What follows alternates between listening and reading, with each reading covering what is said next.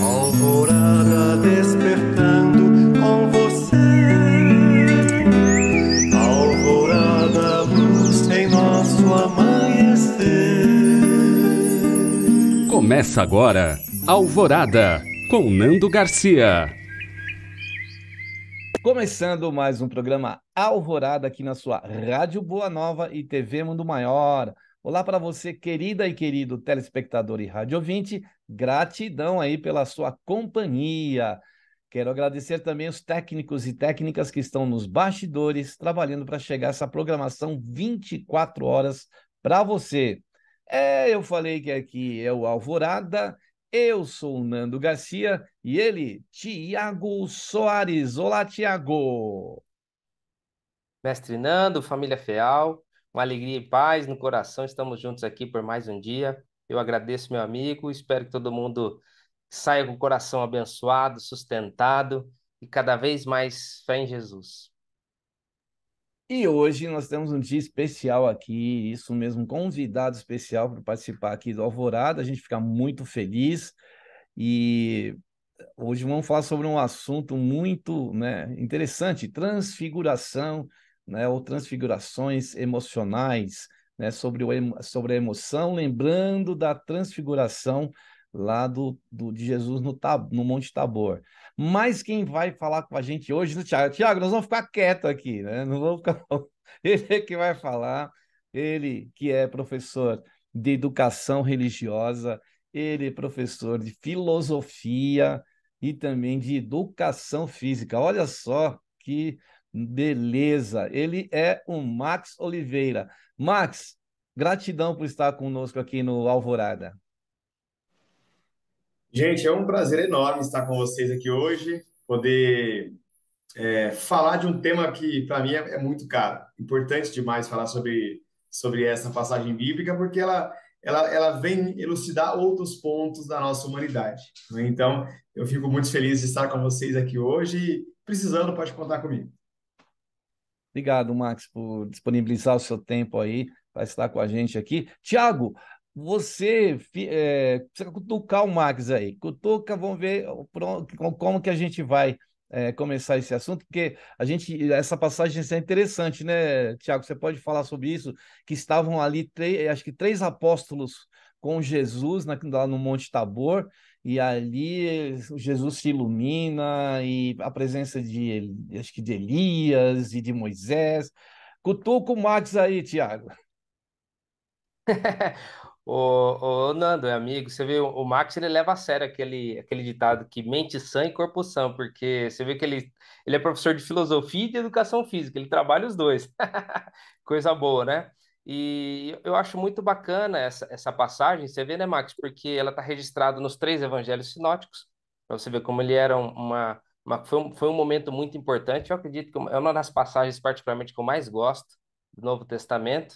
E eu gostaria que você contasse um pouquinho para a gente a respeito disso, também para dar esse gostinho para os nossos amigos. Muito bem, né? Você acabou de comentar aqui que essa passagem ela está presente, né, nos evangelhos sinóticos, né?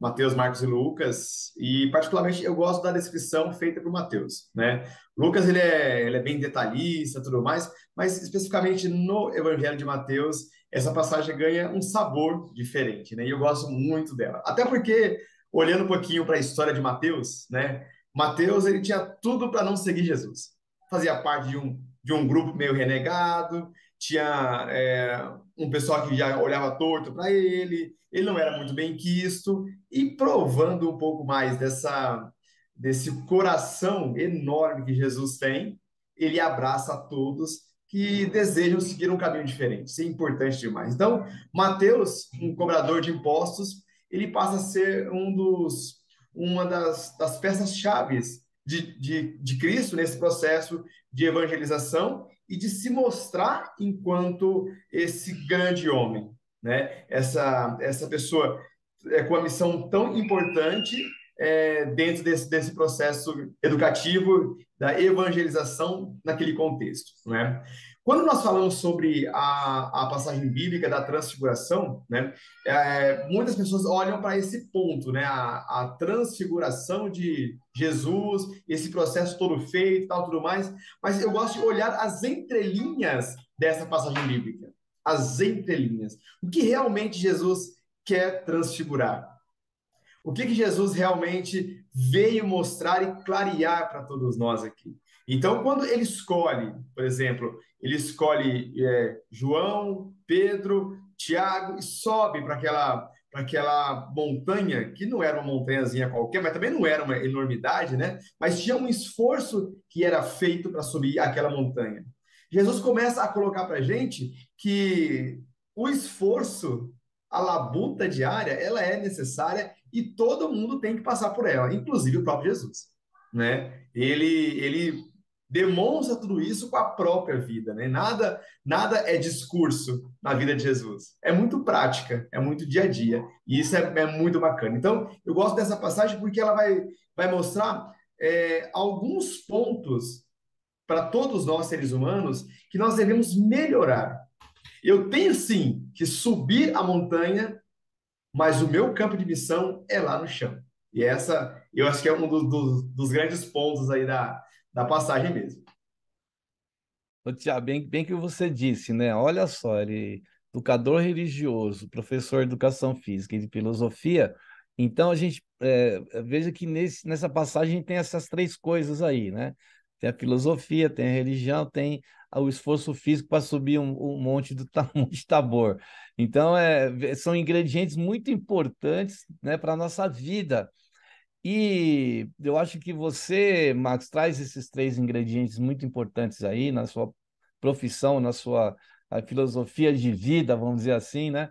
Para que a gente atinja o quê? O equilíbrio, né? Então, o equilíbrio.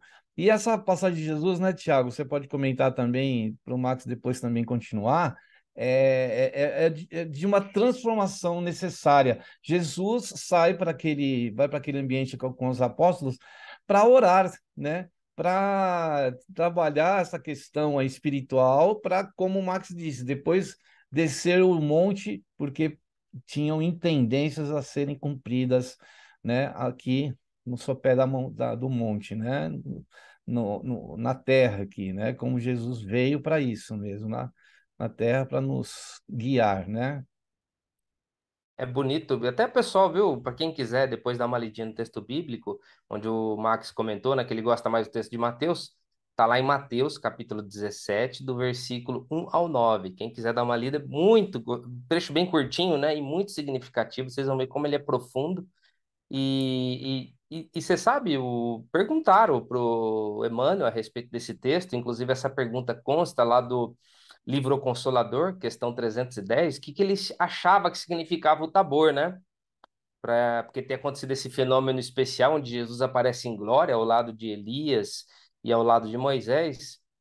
Além desse significado específico que o Max trouxe para a gente, muito bonito, né, de subir um monte, descer e a vida ser realizada aqui embaixo, o Emmanuel também chama a seguinte atenção. Olha que legal, viu, Max, amigos?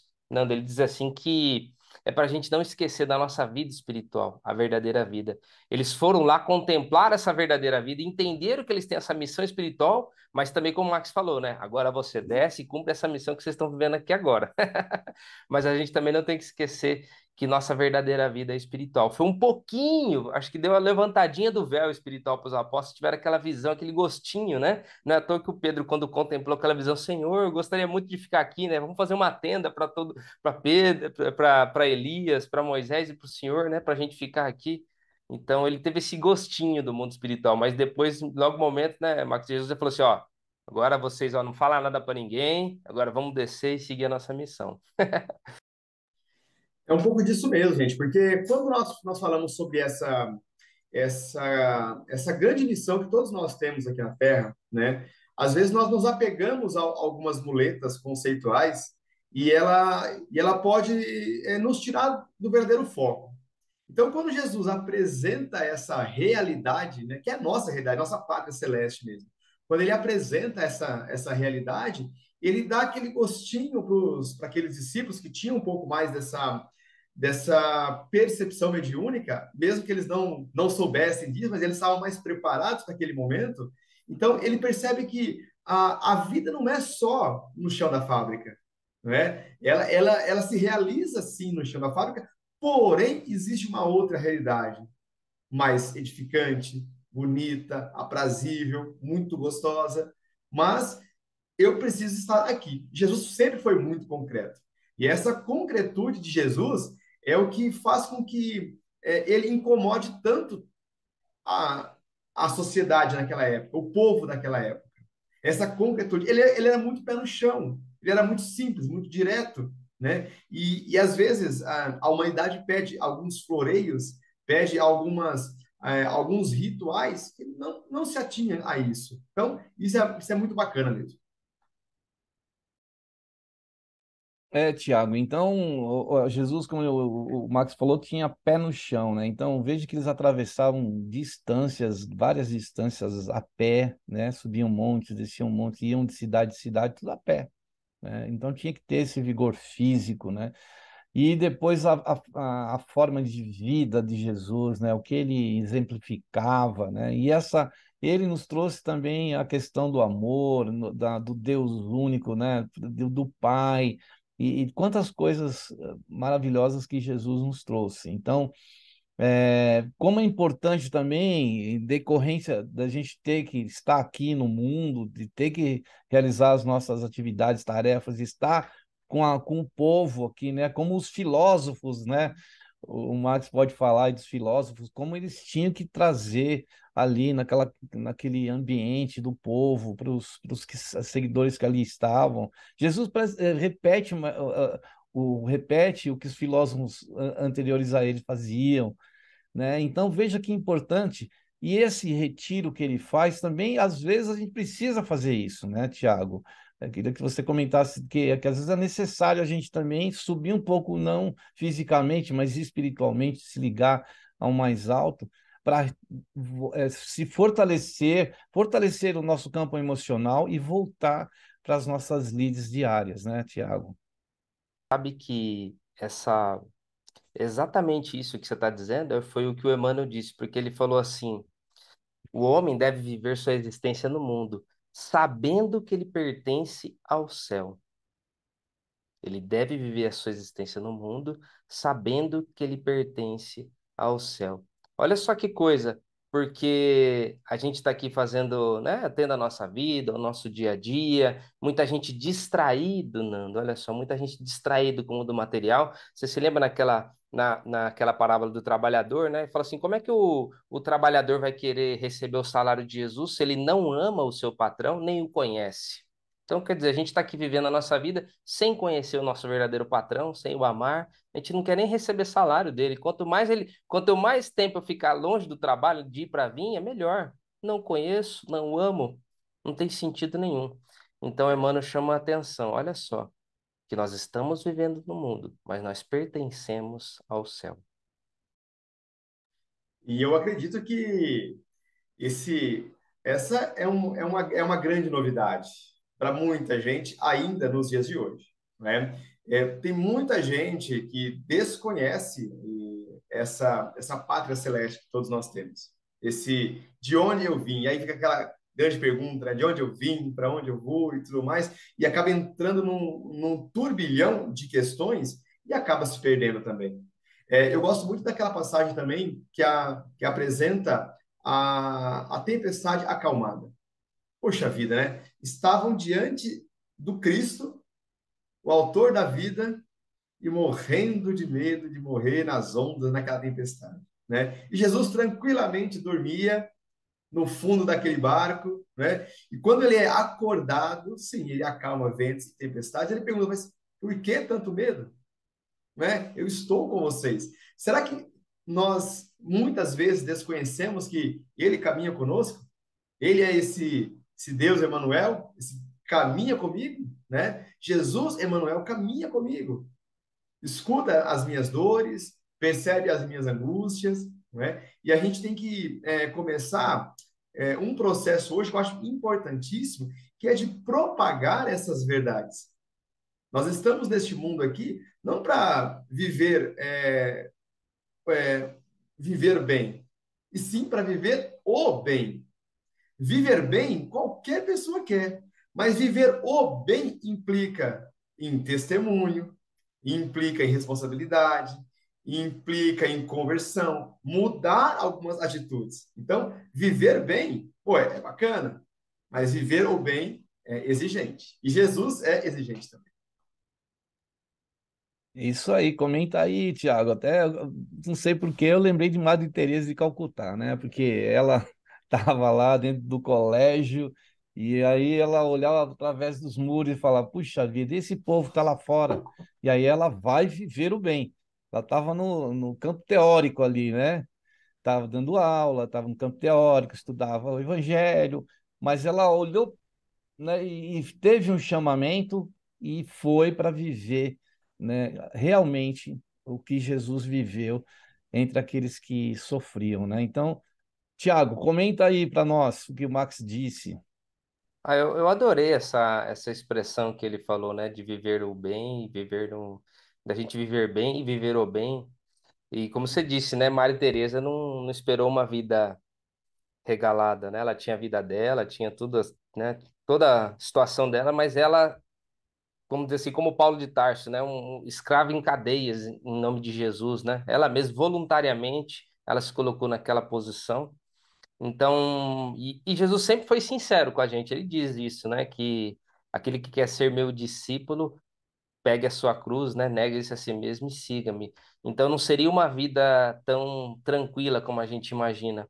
E eu acho, pra ser bem sincero, o lugar onde essa coisa deve pegar fogo mesmo deve ser aqui dentro, sabe? No silêncio do nosso coração.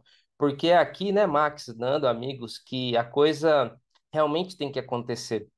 A transformação tem que ocorrer. Essa transfiguração, né, essa luz que a gente viu de Jesus, de Moisés e Elias, vamos falar a verdade, foram pessoas que realmente se sacrificaram em prol do evangelho. Pessoas que fizeram essa transformação íntima. Eles viveram essa transfiguração no seu coração. Então, acho que viver o bem seria mudar, buscar essa transfiguração do coração. Viver o bem, eu acho que seria isso. Fazer acender essa chama interior, né, para que essa luz espiritual realmente se faça à vista. Verdade. E, Max, só para colocar mais alguma coisa para você comentar também aí, a gente lembrar que você mesmo que disse aí, né, não ficar só lá na zona de conforto do monte, né?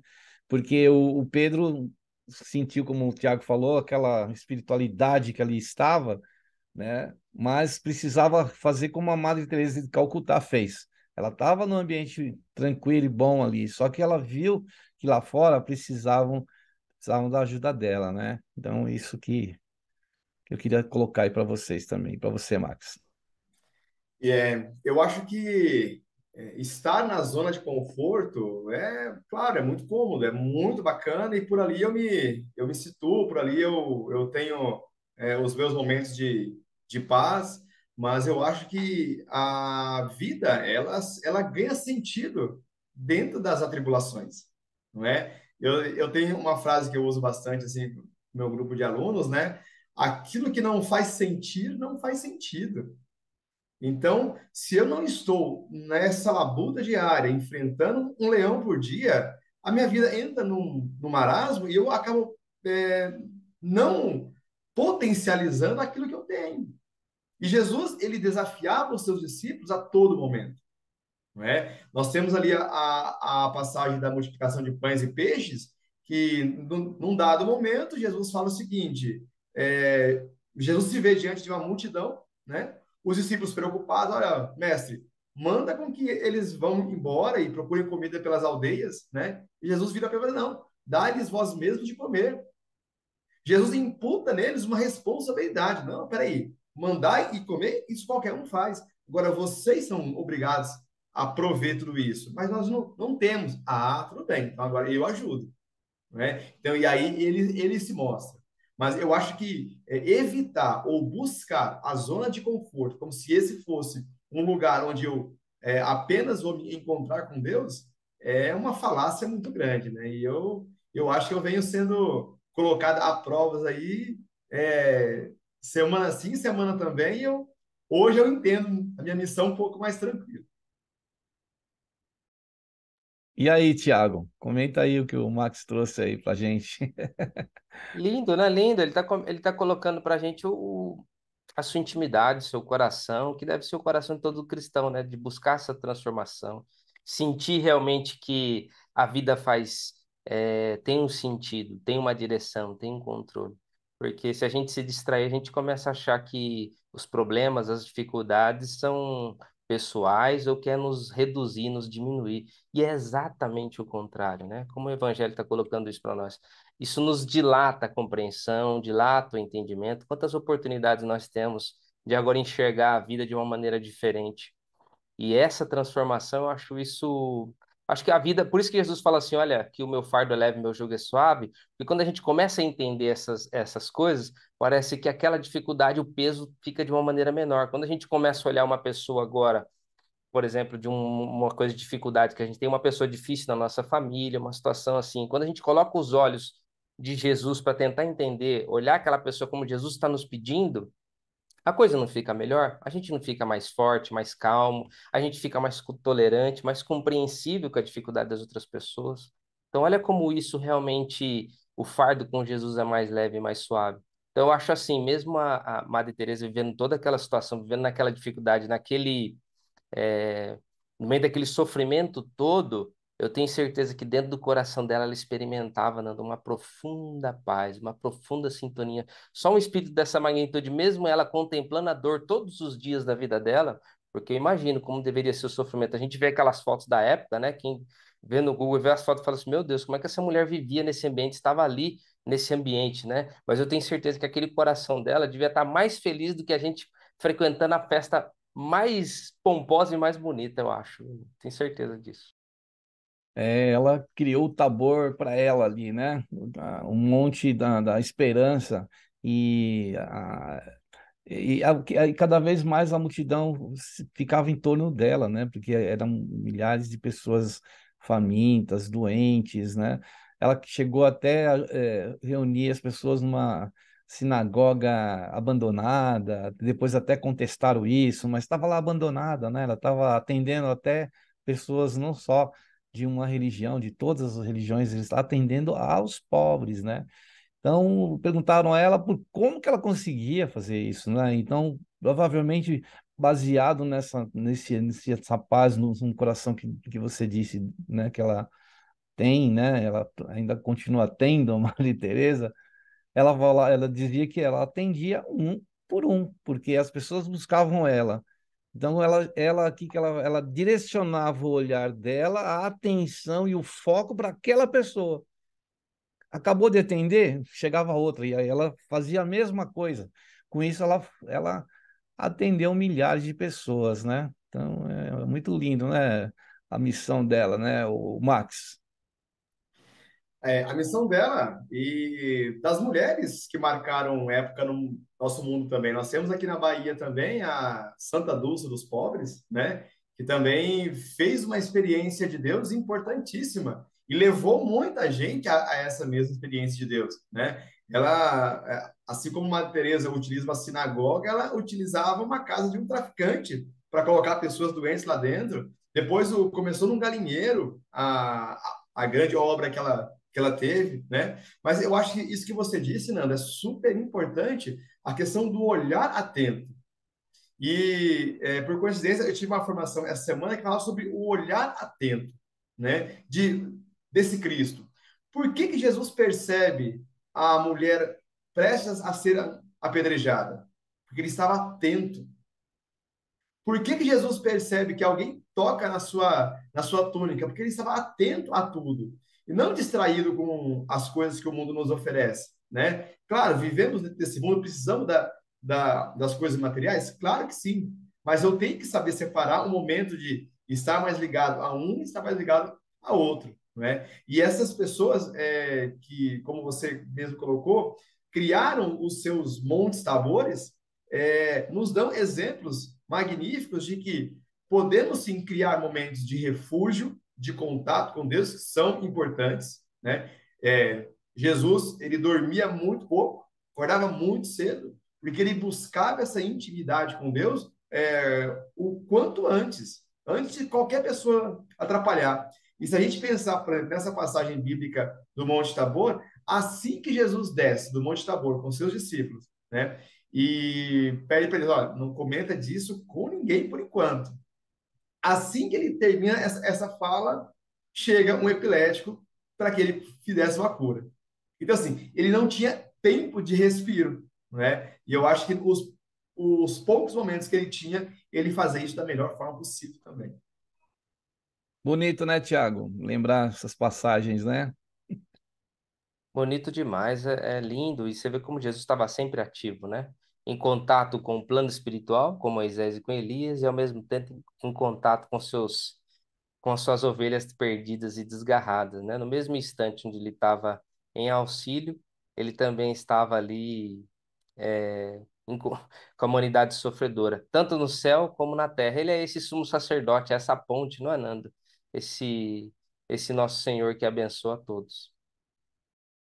Então precisa ser bem lembrado, né? E interessante que mesmo Jesus, né, com toda a sua elevação espiritual, ele vai ao Monte Tabor para realmente mostrar para nós, dar um exemplo de que a gente precisa, né, também trabalhar essa questão espiritual, do contato espiritual que ele teve lá junto com Moisés, junto com Elias, né, dessa conexão espiritual, ele dá exemplo para nós também. Então, assim, a gente sempre tem que estar ligado, né, como você disse, o Max disse, com o exemplo dele, porque ele sempre realmente, como o Max falou, ele está sempre ligado, sempre atento, né, aos detalhes, né, que fugia muito daqueles que estavam ali na multidão, né, Tiago? Sim, não, sem dúvida. E também eu acho importante que o fenômeno mediúnico, né, que aconteceu ali foi singular, foi maravilhoso. Você imagina carregar isso na sua lembrança, Nando, que você viu Jesus em glória, como Pedro, Tiago e João viram Jesus naquela toda a sua maravilha, no seu esplendor, mostrando a sua essência, né, de puro amor. E ele falou: "Ó, não conta isso para ninguém. Determinadas coisas espirituais são reservadas para momentos de muito respeito, de muita intimidade. Então, esse selecionar a nossa visão, Nando, também tem que para a gente enxergar os momentos especiais que a gente vai ter de intimidade com a espiritualidade. É até assim simbólico, significativo de ter um monte, né? O monte para nós é uma referência, né? Até no momento de prece, às vezes eu falo, vemos Jesus lá no alto da montanha, né? Eu adoro quando você fala isso. E é como se fosse uma referência que a montanha faz com que a gente, no caso, se conecte com o mais alto, né? Num ponto mais alto. Bom, o Max daqui a pouco volta aqui com a gente na imagem, e também no áudio, e nós vamos dar aquela pausa para um momento de oração, de vibrações, de prece, aquele momento que a gente aguarda com bastante ansiedade, né? Que a gente quer também nesse momento criar esse monte de ligação, estar no alto, tentando estar no alto com os pensamentos no alto, com a espiritualidade maior e com Jesus. Então, a gente vai para um momento de prece, de oração e de vibrações.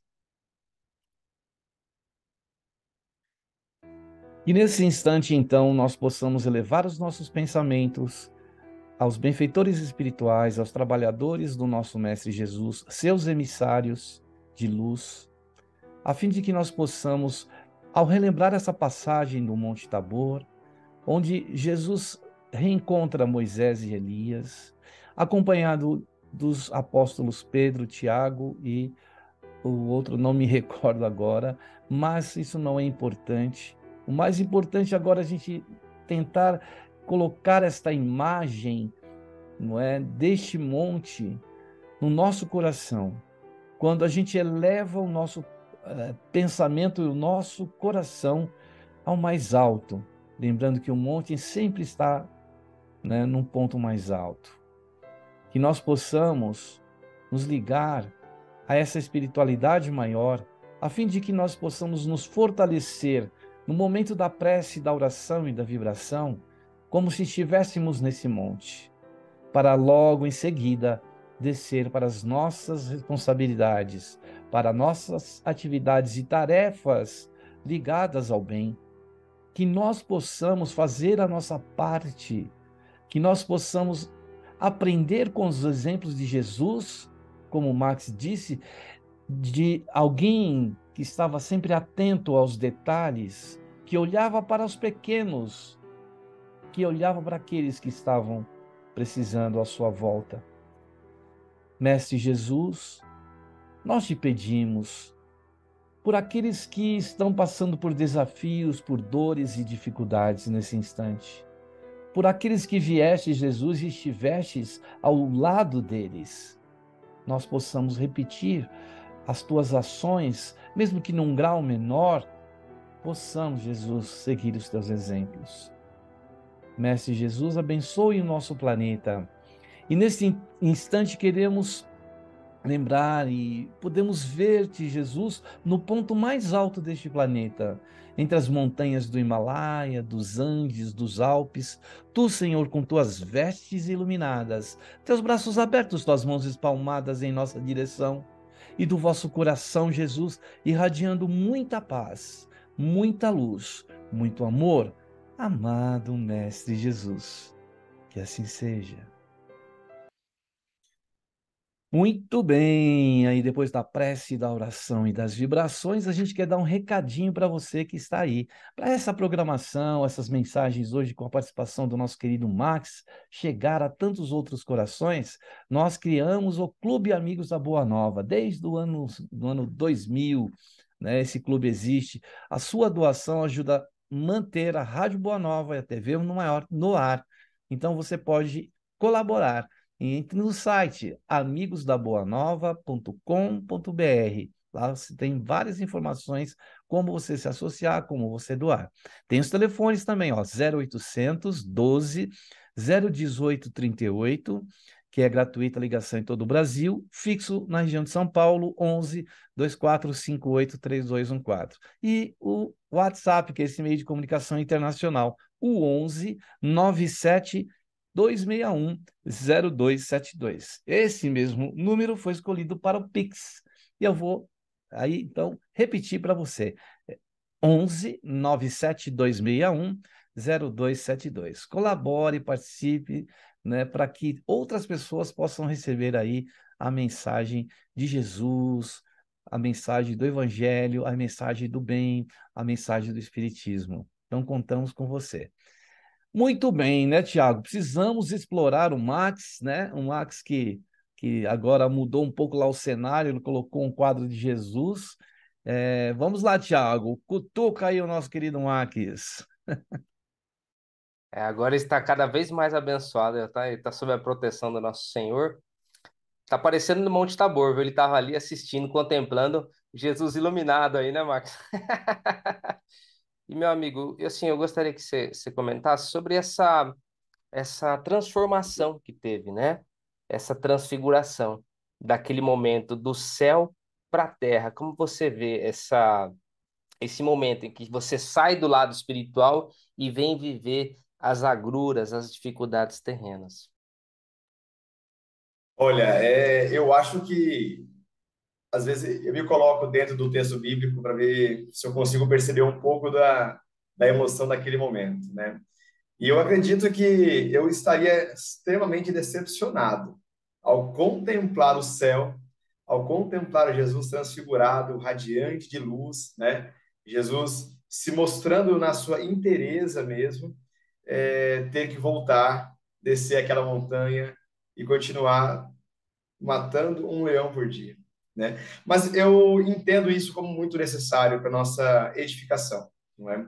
Nós temos aí inúmeros relatos bíblicos de pessoas que iniciaram o seu processo de conversão e que em diversos momentos eles perceberam o céu.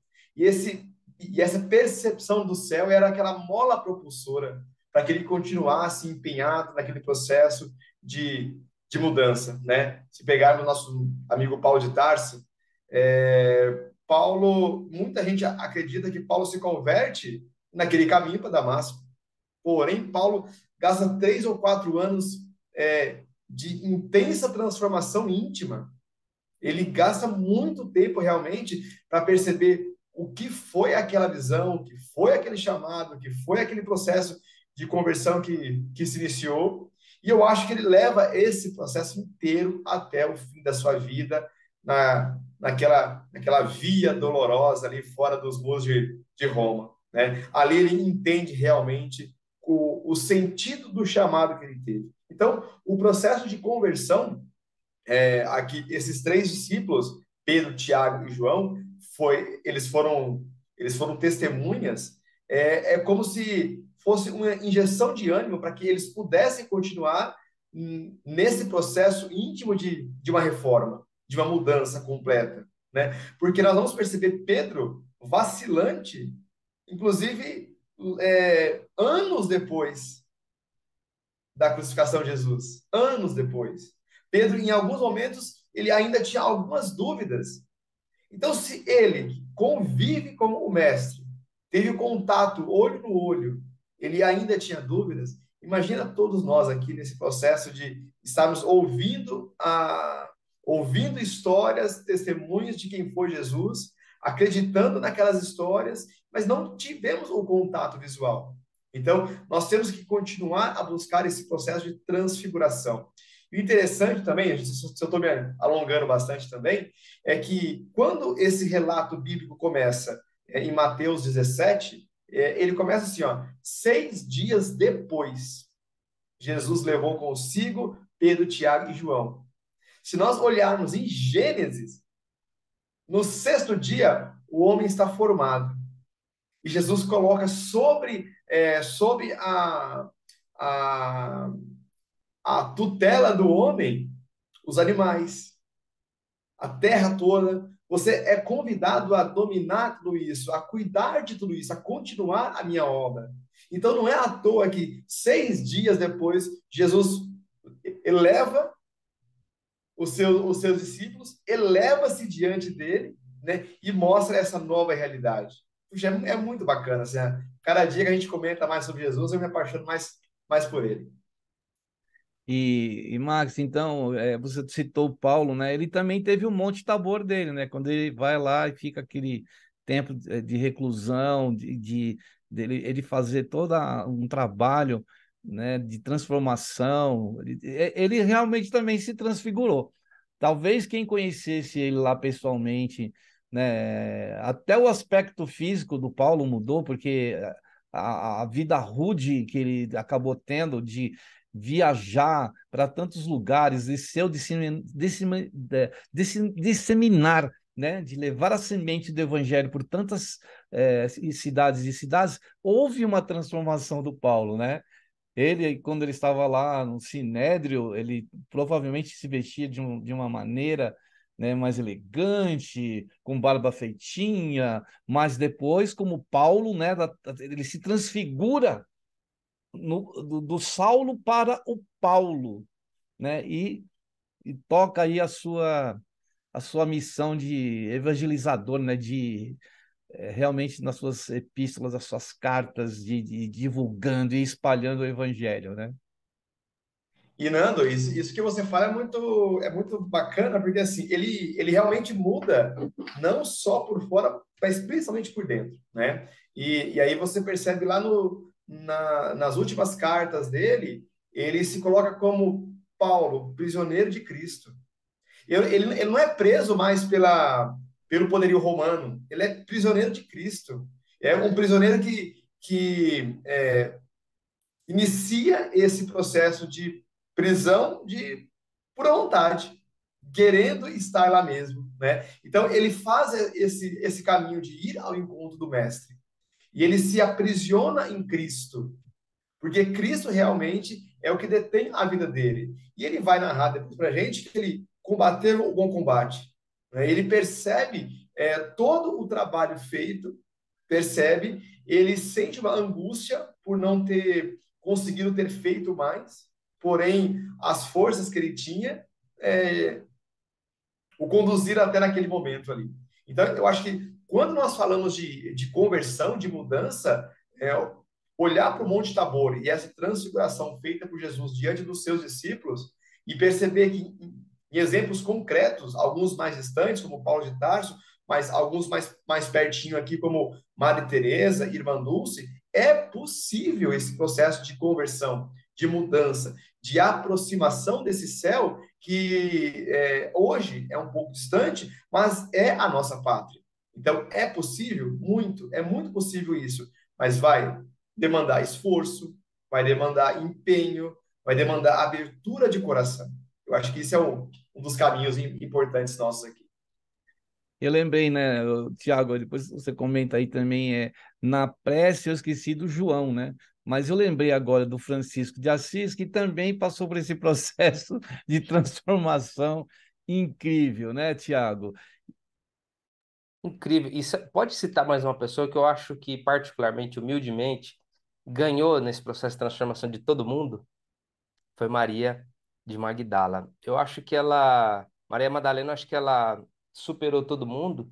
E não é à toa, como prêmio, Jesus se apareceu para ela. Como a primeira pessoa que recebeu a visão de Jesus ali ressurreto, no jardim, quando ele foi na túmula, quando ela foi lá no túmulo de Jesus, eu acho que ela foi ali a mensageira, aquela pecadora que tinha 7 espíritos obsessores, né? Que Jesus curou ela de 7 espíritos obsessores, fez uma transformação. Eu acredito que Paulo seja um espírito muito mais preparado, sabe?